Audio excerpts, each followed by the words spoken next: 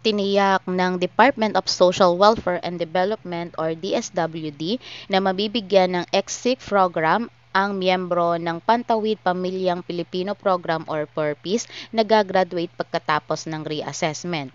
Ito ay kinumpirma ni DSWD Assistant Secretary Romel Lopez kasabay sa pangamba ng mga PURPIS member na exit na sa programa.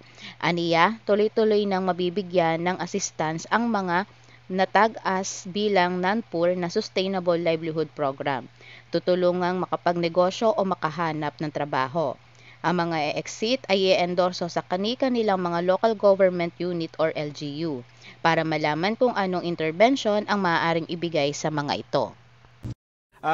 When it comes po doon sa mga kababayan natin na i-exit po or graduate doon sa ating 4-piece program, talagang entitled po sila sa exit program.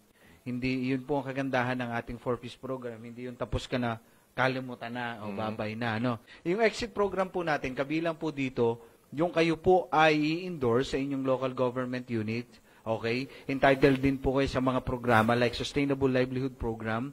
It's either tutulungan po kayo makapaghanap ng trabaho and then o kaya po makapagnegosyo. So usually entitled po kayo ranging from 5,000 to 15,000 pesos kung pipiliin nyo po yung magnegosyo. But then, kasabay po noon, i-endorse nga po kayo sa inyong local government units at pag-aaralan po yung mga interventions na maaari pa pong ibigay sa inyo. Nilinaw ng ahensya na hindi ibig sabihin kapag graduate na sa programa ay wala ng pakialam ang DSWD sa mga ito. Giit nito, patuloy pa rin tutulong ang ahensya sa pamamagitan ng exit program.